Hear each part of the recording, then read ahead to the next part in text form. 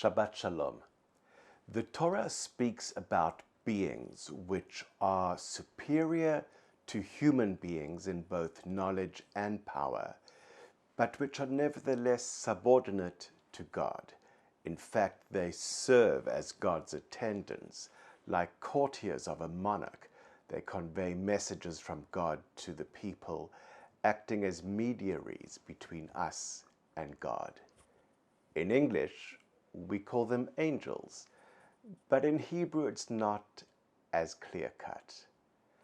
The word malach is most commonly used, and it really means messenger, not necessarily some celestial being who swoops down on its wings, but often a human agent or messenger of God. The word malach, when translated, was first translated into the Greek angelos, which is just like the Hebrew in that it originally had a variety of meanings and the same meanings. One thing led to another, and eventually it was borrowed by the Latin Bible and then passed on to other European languages, at which point angels came to be angels as we know them or think of them today. So that's part one of the issue, that malach doesn't necessarily mean angel. It could be a human messenger. Part two of the issue is that in Hebrew, what we refer to as an angel is not necessarily called a malach. In this week's Parashat, for example, Vayishlach, the mysterious celestial beings sent by God to wrestle with Jacob, this being is first called a man, or ish, a person, and is then secondarily referred to as Elohim, believe it or not.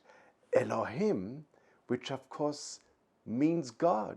So the same character who is wrestling with Jacob all night long transitions from being called person to God, God's self.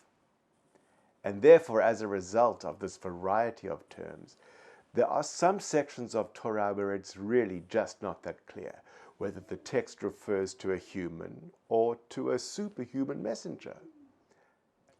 And with this, we turn to the opening of Parashat Vayishlach, when Jacob sets out to leave the home of his father-in-law Lavan and fears that he might encounter his brother Esau along the way. Esau, you will remember, was cheated out of his birthright by Jacob. He threatened to kill Jacob because of that incident, and as a result, Jacob fled for his life.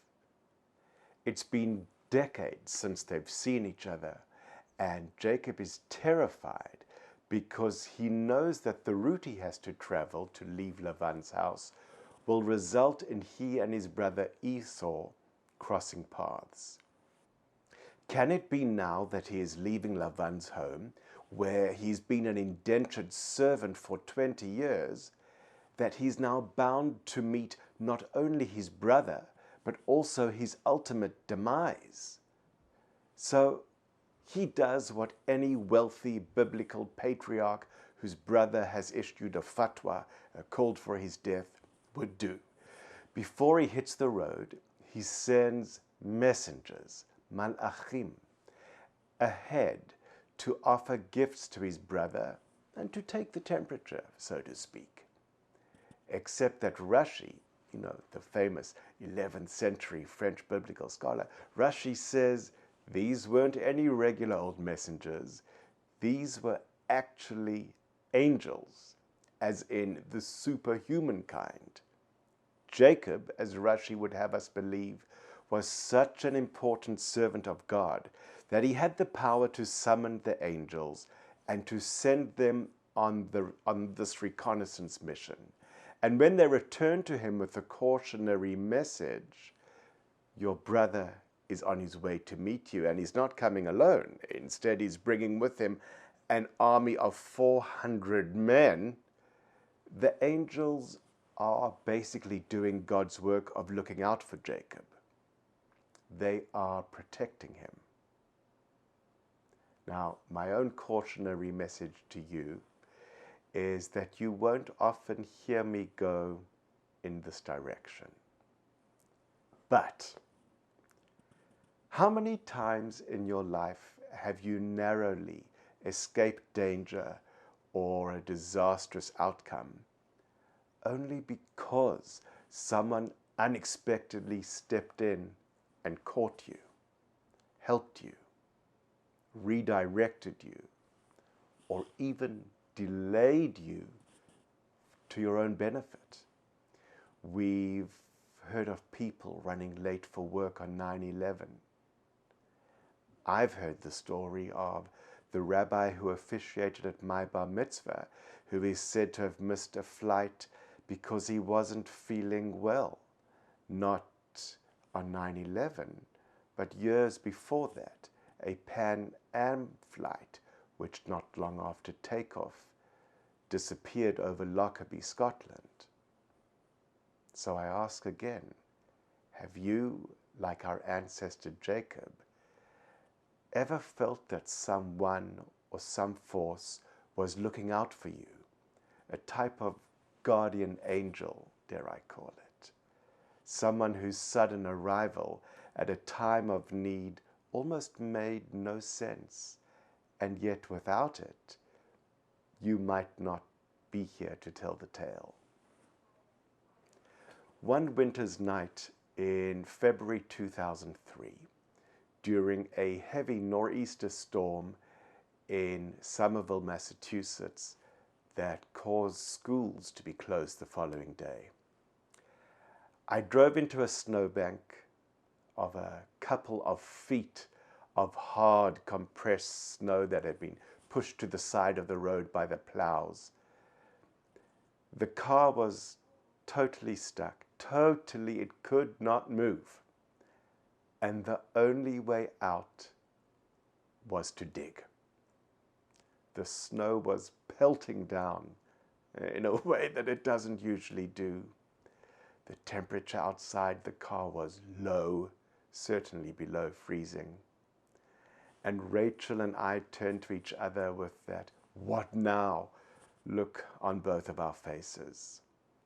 While digging was the obvious answer, the real question was who? Who was going to dig? It wasn't simply that this African had never had to dig himself out of a snowbank before. The real issue was that 7 months earlier, I had survived a large heart attack and had been advised by my cardiologist before going home from the hospital. And when winter comes, you are not to go anywhere near a shovel under any circumstances. So months later, we're sitting in the car, and Rachel says to me, "Well, I guess I'm the one who has to get out and dig." And so she got out the car and began digging, while I remained sitting inside with the heater running. The snow was coming down so fast that she was barely making a dent in it with the shovel, which we fortunately had in the back of the car. And yet the car was still not budging. Fortunately, only a few minutes passed before a young man, perhaps in his early 30s, his mid-30s at most, emerged from the snow as if from nowhere. And he called to Rachel as he walks past and says, "Hey, why is he not helping you? Why don't you get in the car and make him get out and dig?" Rachel explained why that wouldn't work for us. And he replied to her, "My wife died 7 months ago from a large heart attack. Give me the shovel and you get back in the car." He must have shoveled for over an hour. When he was done and the car could finally move and free itself from the snowbank, we jumped out. We hugged him, we thanked him over, and that was back in the days when you could hug a stranger or anyone who didn't live in your household. We hugged him over and over. We offered him all the money that we had in our wallets. And he told us it wasn't necessary. He wouldn't take it. Pay it forward, he told us. And he said that he lived in the same neighborhood as us in Somerville, Massachusetts. So if we wanted, we could find him at the pub around the corner many nights of the week, and where he would meet his friends, and we could go over and buy him a beer one night. He said his name was Gary, and then he disappeared into the blizzard, and we never saw him again. Later that week, though, we went into the pub he mentioned. No one seemed to know or have heard about a Gary in his mid-30s with a heavy Irish accent whose young wife had died the summer before. Whenever we would be walking around our densely populated urban neighborhood in the seasons that followed, we'd keep our eyes open for him, but to no avail. In the story of Jacob going to meet his brother, our sages tell us that the Jacob who is saved by the angels is not the same arrogant, deceitful Jacob of his youth, but a Jacob who's grown up, who's matured and learned to be humble. This is the Jacob who was worthy of his father's birthright. This is the Jacob who still had a lot of living to do, whose name had yet to be changed to Israel, and with whom God had yet to make a covenantal pact. This is the Jacob whom the angels were sent to spare. I don't know if I really believe in angels, to tell the truth. I'm sure many of us don't. We assign them to fiction, to wishful thinking. But neither do I know all the secrets of the universe. I don't know so many things. There's certainly more that I don't know than I do. But sometimes, as Rachel and I learned that night, we encounter the mysteriously blessed aspects of life. Moments when we feel thoroughly saved, when we feel that someone was walking past with their arms open wide just at the moment when we were falling. Moments when the only thing we can do in the midst of our speechlessness is to say thank you. Shabbat Shalom.